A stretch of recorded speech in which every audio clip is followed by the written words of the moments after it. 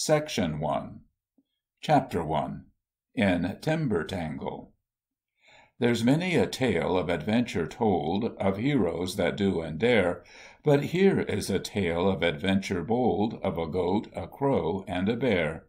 There's a quarrel and fight, and a desperate plot, and a villain as bad as can be.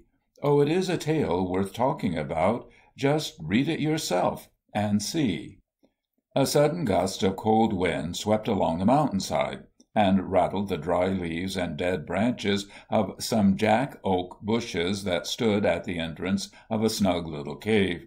Its sole occupant, awakened by the noise, opened his eyes and looked blinkingly up at the pale dawn-light that shone on the familiar rocks of the roof above him.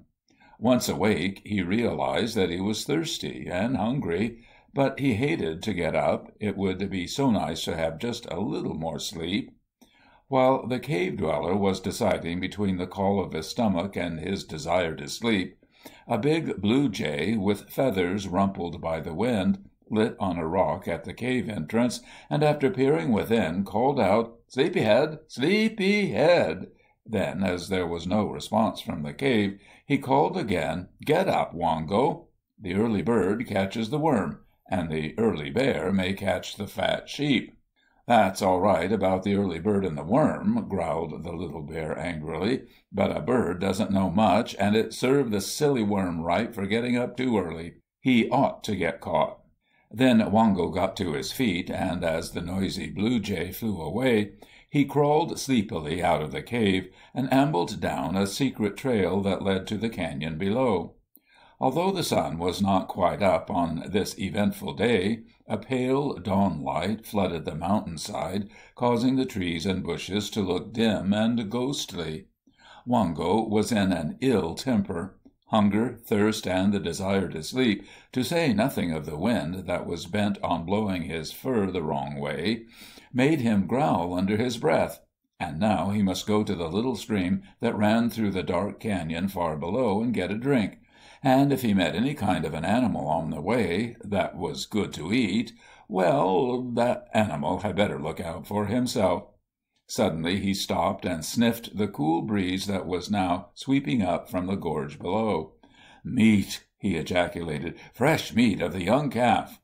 Then, quickening his pace, he soon stood on the rim of the canyon, with his nose in the air, sniffing to the right and to the left. It took but a moment to decide that the good smell came from up the canyon, but up the canyon was forbidden ground. That tantalizing odor meant just one thing, and that was that Old Grouch, the meanest and most feared old bear in all Timber Tangle, had killed a calf, and had, no doubt, enjoyed a hearty breakfast. Wongo had never seen Old Grouch, but he had always been very curious to know what he looked like. The fearsome tales told of the old bear by the many animals who had seen him had caused the little bear to leave the upper end of the canyon strictly alone. But on this particular morning, hunger and curiosity weighed heavily against his fear. What if the old rascal had eaten all he wanted of the meat, and had gone away for a drink or an early morning stroll, leaving a part of it in his den? Couldn't Wongo creep up close enough to the den to see without any danger to himself? Suppose Old Grouch was as bad as everybody said he was, couldn't Wongo run as fast as any old bear? As he argued thus to himself, he stood gazing below him where, in the dim light of the dawn, he could see familiar patches of haw and berry bushes that still had plenty of fruit on them, but he was tired of haws and berries. The keen October air sharpened his appetite, and he wanted something more solid and satisfying than berries or the grubs that would be found under the flat rocks when the sun came up.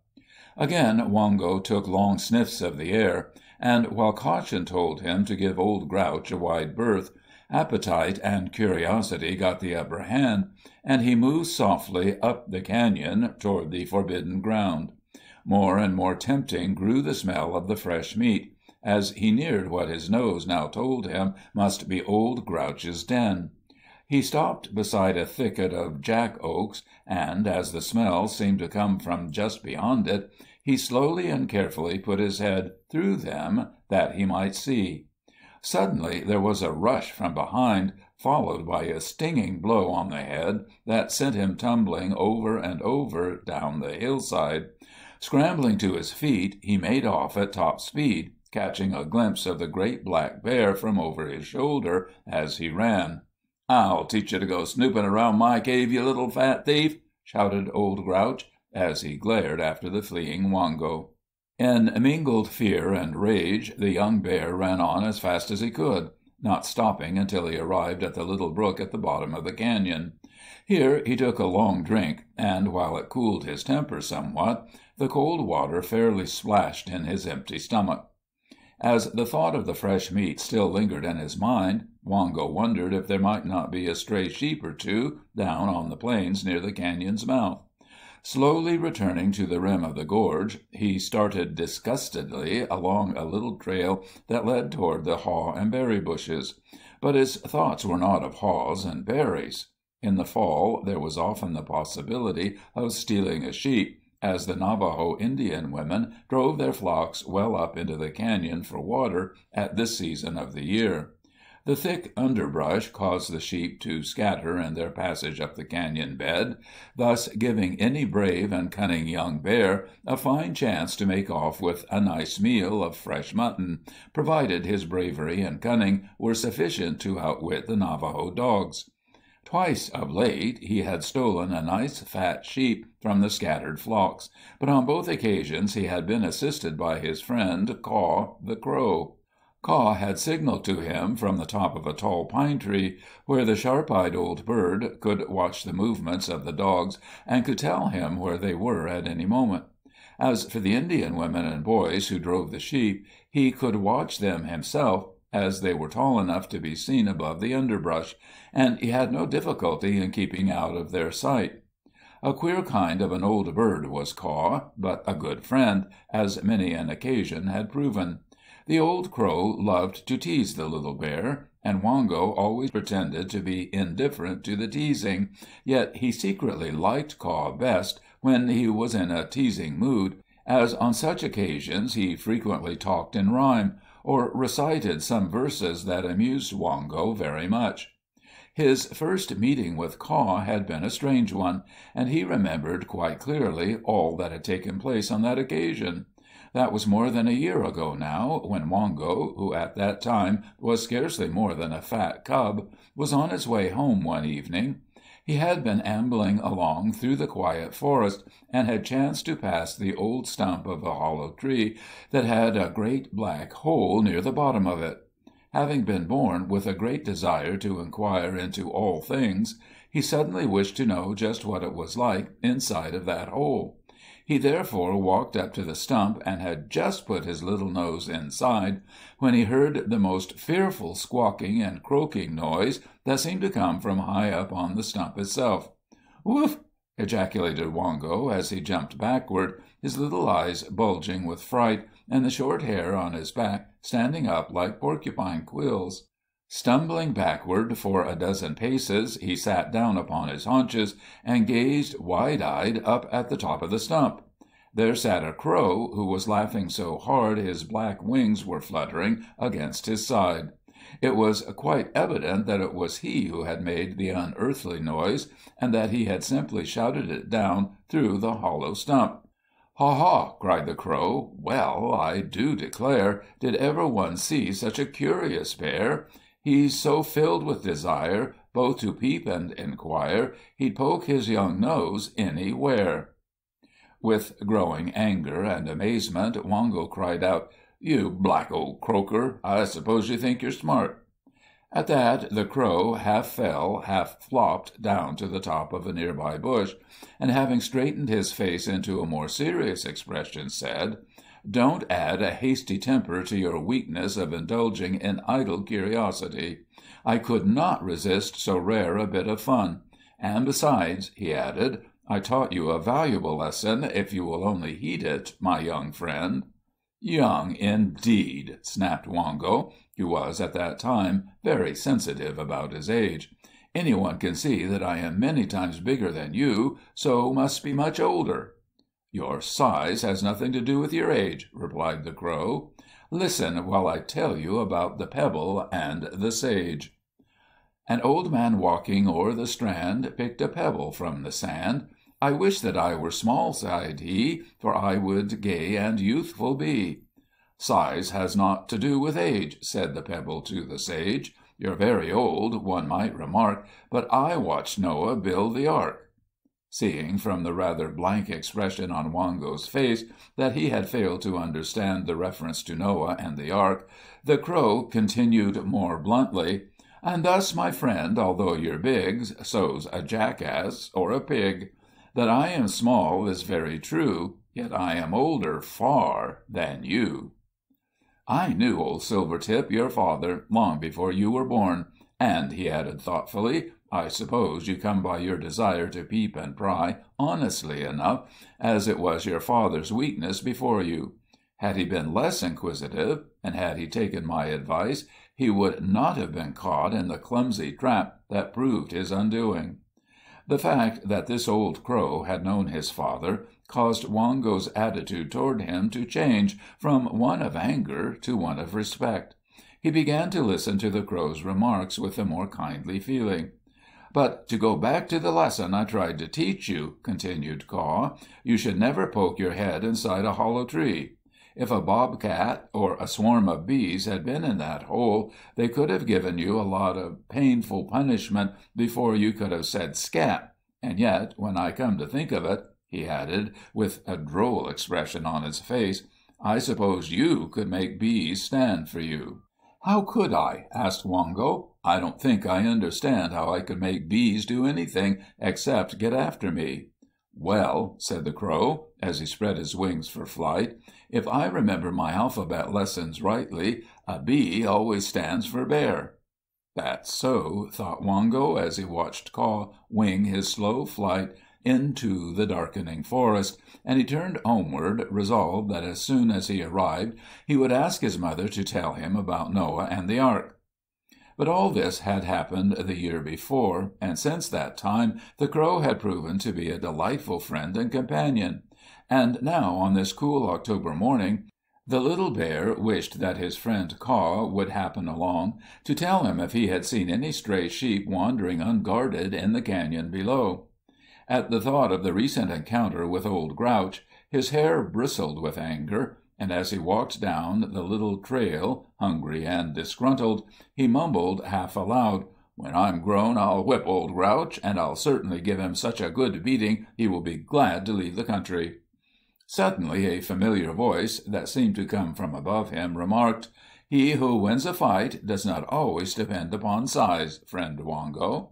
"Hullo, Caw," said the bear, whose ill temper began to leave him the instant he heard the voice of his friend.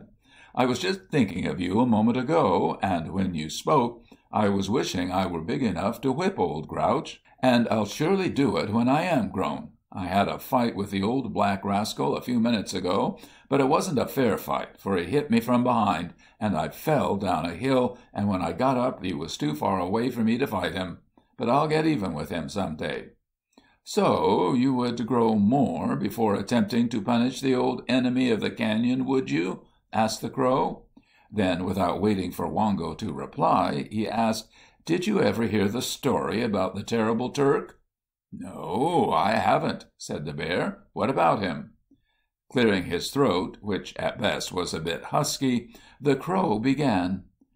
With a flock of wild turkeys that lived in a pine near the top of old Tonkapaw Peak was a whopping big gobbler that measured 3 feet from his tail to the tip of his beak.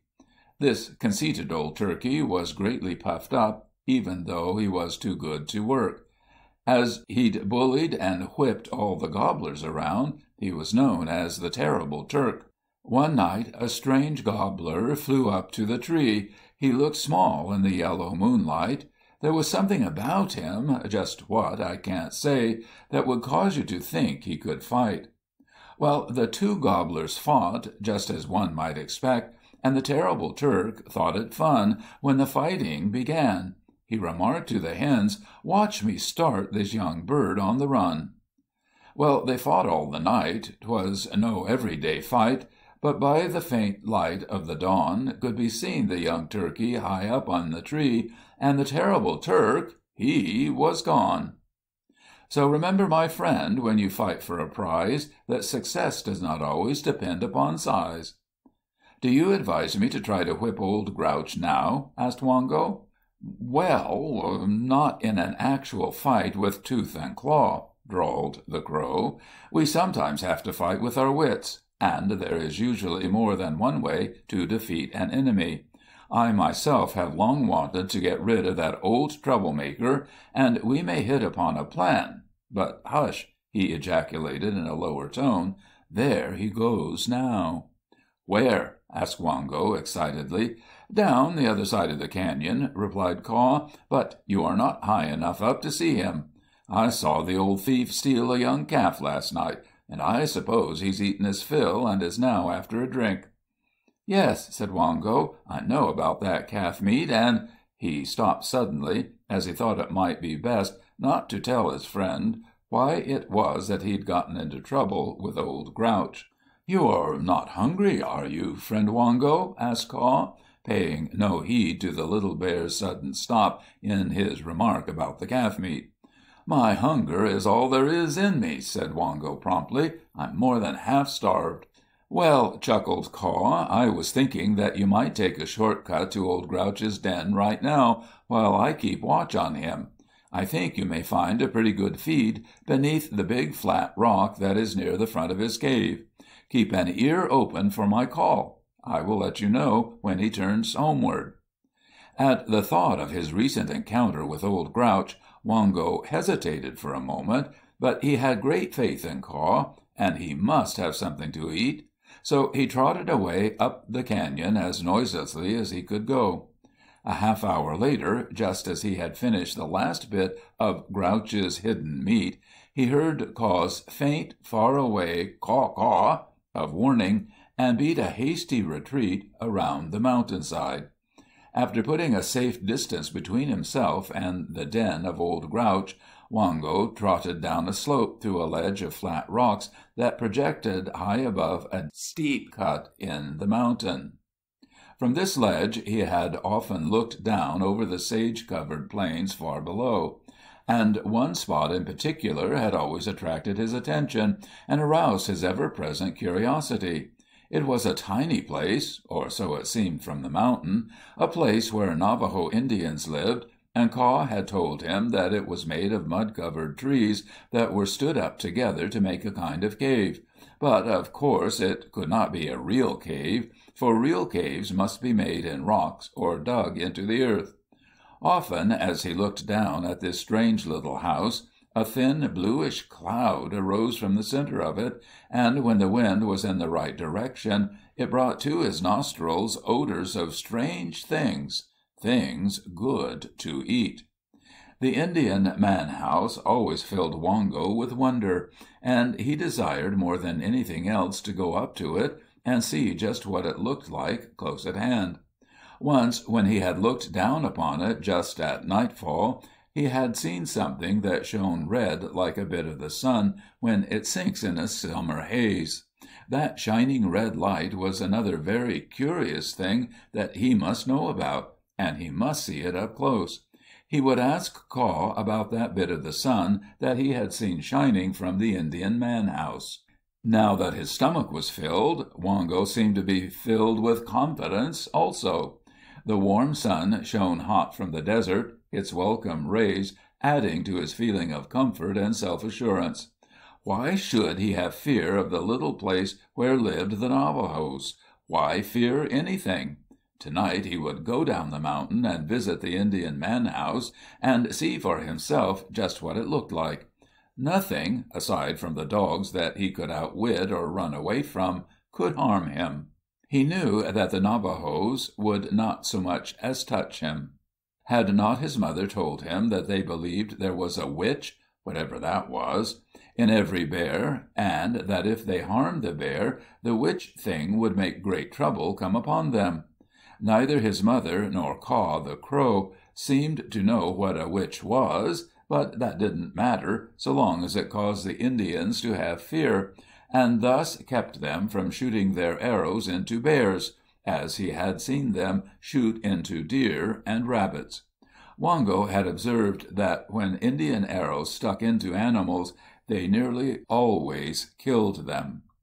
Turning away from the ledge, he started slowly down the mountain, deciding that he would, that very night, satisfy his curiosity about the man house. In the meantime, he would go down into the canyon and get a cool drink, after which he would visit some berry patches just over the ridge and explore among the foothills a bit before his nap time, which always came just after the sun had walked past the middle of the sky. At that period of the day, the sun's warm rays seemed to cast a sleepy spell over the silent mountainside, so all of the animals, with one accord, had decided it should be the hour for their midday sleep. So Wongo ambled down the mountain and feasted on the berries in the patch over the ridge after a cooling drink at the canyon spring. Then the little bear went happily to his cave for his nap. Chapter 2. Wongo and Caw Make a Plan.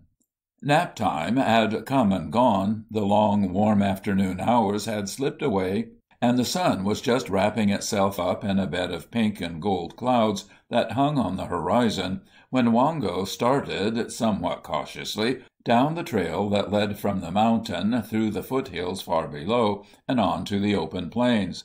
As he was shuffling along, thinking how best to approach the man-house, and wondering if it would be dark enough by the time he reached the sage-covered plains to go into the open without being seen, he heard the slow flapping of wings near by, and a voice that sang in Caw's most teasing manner, "Oh, he waddles along with his toes turned in, his mouth set straight 'twixt his nose and his chin, his little eyes peep from the front of his head, and whenever he cries they turn very red, so 'tis said, very red, his eyes when he cries turn exceedingly red. In the animal book it shows him as bear, and yet I observe he's covered with hair. Now one never thinks of a berry as bare, yet whoever saw one all covered with hair? Hairy berry, puzzle contrary, for here is a bear that is not bare." As Wongo walked on in silence, not even deigning to glance in Caw's direction, the latter continued still more teasingly, "They say he can scratch, and they say he can hug, and his skin, so 'tis said, makes a beautiful rug.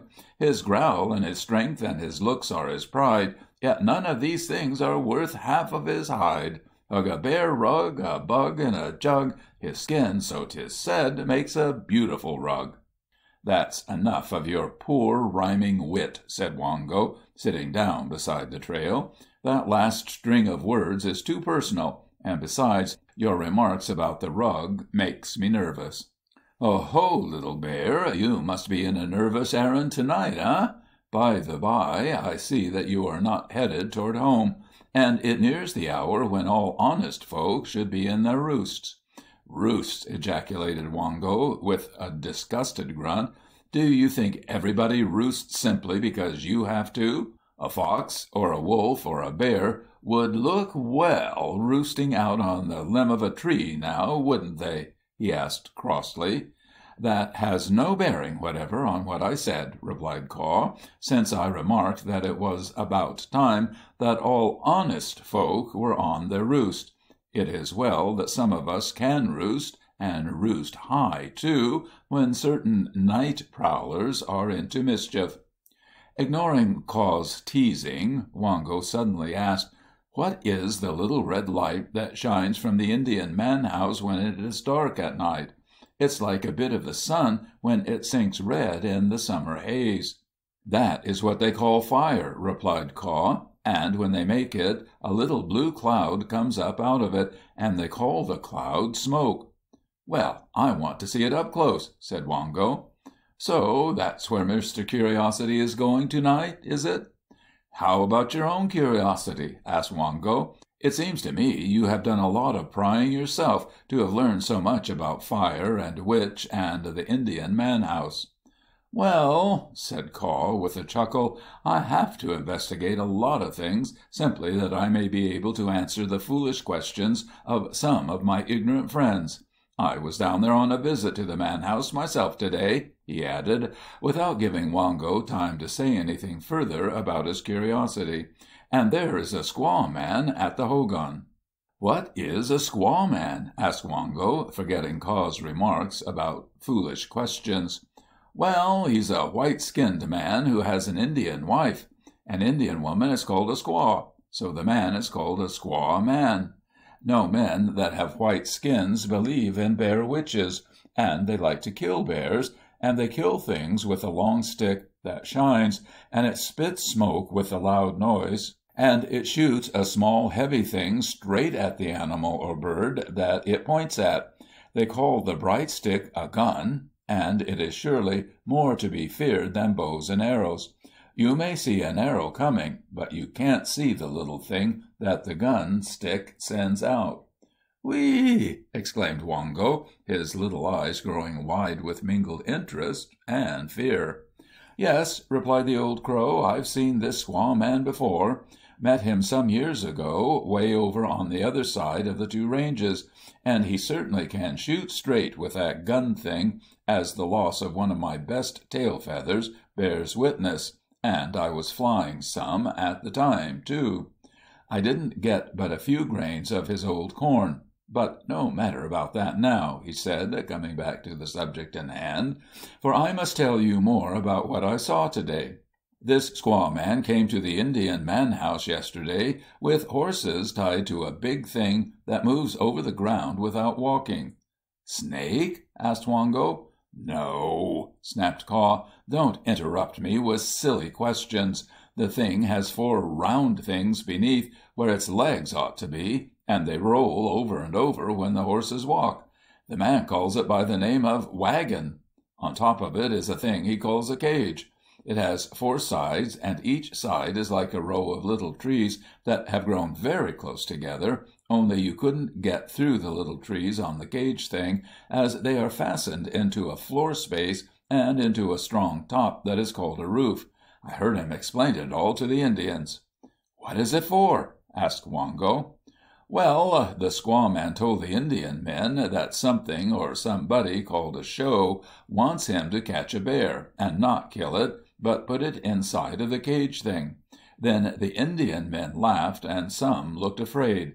When the squaw man gets a bear into the cage, I suppose the horses will walk with it and roll it off to the place where show is. Now, the reason I tell you all this, when I ought to be at home and asleep, is because I have a plan that you and I must carry out tonight." "I guess it's so late I'll not visit the man-house," said Wongo, as he slowly turned round on the trail and headed toward home. "Tut-tut!" said the crow. "You will have to be much braver than that if you expect ever to punish old Grouch." "Who said anything about being afraid?" asked Wongo, pulling himself up short and trying to look very brave. "I beg your pardon," said Caw gravely. "I was foolish enough to think for the moment that you might possibly be going home because you feared the squaw man. But now that I see by your look that you could never be a coward, I know that you will be glad to accompany me down to the man-house." "Do you mean to say that you are going back to the Indian den tonight?" asked Wongo, trying to conceal his fear. "That is part of my plan, and we will go together. Listen. Since seeing the squaw man with his cage thing, I have thought of a scheme, and if we carry it out successfully, we will be doing ourselves and everybody in Timber Tangle a great service. If you will follow my instructions, no harm can come to you." "Let me hear the plan," said Wongo, sitting down again somewhat nervously. "On the west side of the man-house is a corral," began Caw. "There are sheep and goats in the corral tonight. The door of the man-house is toward the east. All Navajo Indians make their hogans with the door toward the rising sun. The horses are hobbled in a bunch on the south side of the hogan. The wind is from the south. We will go up to the man-house from the north, so that the dogs and horses will not smell you coming. There would certainly be trouble if they did," he added. The moon will not be up to take its night walk for some time yet, but let us be on our way, as we can talk as we go. You are to go to the top of the little hill that you will find close to the man-house, and when you are there, wait until you hear me call. Be careful to travel as noiselessly as ever you did in your life. 3 of my crow friends will be with me in the sagebrush on the opposite side of the man-house. When I see you come to the top of the little hill, my friends and I will make a loud and strange noise that will set all the dogs in our direction, and will, if all goes well, stampede the horses." "Why do you scare the horses?" asked Wongo. "Well," replied Caw, "4 of the horses belong to the squaw man, and I just want to make him pay up a bit for the loss of my tail feather." "Ah," growled Wongo, "I understand that part of your strange plan, at least. Go on." "As soon as you hear me," continued Caw, "and know that the dogs have run in our direction, you make a jump for the corral and grab a sheep. Don't make a mistake and get a goat, for there are big ones in that flock that the Indians keep to protect the sheep from the coyotes, and if you should get one of them, you might come to grief. Don't kill the sheep, but make off with it as fast as you can travel, taking the shortest cut to the canyon. Hold the sheep around the neck so that it can't make any noise. Make as plain a trail with your feet as you can by running on soft ground whenever you find any. Go straight up the canyon toward Old Grouch's den. You'll be safe enough, even though he hears you and comes out to fight, as all you will have to do is to kill the sheep, drop it, and run. He will stop quickly enough when he finds the meat, but I hope he will not hear you, and the chances are that he won't, as he has had a big feed today and will sleep. However, he is an old glutton, and thanks to your making way with the remainder of his calf meat this morning, he will be keen enough for another square meal before the daylight comes. When you've carried the sheep up to the thicket that is near his den, kill it and lay it down. Then walk backwards, mind you, to the big vine-covered rock, and when you come to it, jump straight over it, and run to your home by the long way round the mountain." "What's all this for?" asked Wongo, who was confused by the long and seemingly foolish instructions. "It sounds like a lot of nonsense to me," he continued. "Why in the world would I risk my neck to get a sheep for Old Grouch?" "I am just coming to the explanation," said Caw. "When the squaw man and the Indians start out early tomorrow morning to catch a live bear, what do you suppose they will do?" "Well, they will find my trail and follow it," said Wongo promptly, "and it will be a sorry day for me if they catch me." "Well," replied Caw, "you are right and you are wrong. They will follow your trail, but it will be Old Grouch and not you that they will catch. The old rascal will probably smell the fresh mutton as soon as you drop it, and when he comes down for it, his tracks will meet yours, and will be more fresh than yours when the squaw man's dogs come to that part of the trail." "Oh, I see your scheme now," said Wongo, chuckling at the thought of Old Grouch being captured by the terrible squaw man. "But," said he, stopping suddenly as the fearful thought struck him, "what if the dogs should get off onto my trail when they reach the big rock?" "I have provided for just that possibility," said Caw. "I have engaged an old friend of mine to pick up your trail as soon as you leave the rock. And," he continued with a chuckle, "they won't follow him very far." "Who is he?" inquired Wongo. "Well," said Caw, whose voice seemed just a shade apologetic, "he is a polecat for whom I've done a good turn, and he is both anxious to serve me and to get even with Old Grouch, who destroyed the polecat's nest when in one of his mad fits." "I hope he stays some distance behind me," said Wongo thoughtfully. "After leaving the sheep," said Caw, continuing his instructions, "go on around the mountain, and I will meet you at the flat-topped rock near your cave. We will then compare notes, and then go out to warn every bear and all of our animal friends on the mountainside to leave the country before sunup. All except Grouch," he added with a grin. The two had now come to the sage-covered flat that lay near the Indian hogan, so quickly repeating the most important part of his instructions, and giving Wongo a final warning to use the utmost care, Caw flew away to the south. Although it was dark, Wongo could see the outline of the man-house some little distance away. He walked toward it very cautiously, noticing that it appeared much larger than it had seemed to be when viewed from the mountain side. Reaching the top of the little hill that the Crow had described, he settled down in the sage-brush, where he could look about him without fear of making a noise. He was now only a few yards from the hogan, and through a little hole in the side came the mysterious red light, while from the top of the house drifted a thin little cloud that looked white and ghostly in the darkness. Strong were the odors it brought, odors of unfamiliar things mingled with the smell of meat. Lost in wonder about all of these strange things, Wongo almost jumped out of his skin when a black object swooped down and alighted at his side. "Don't be so nervous," commanded Caw.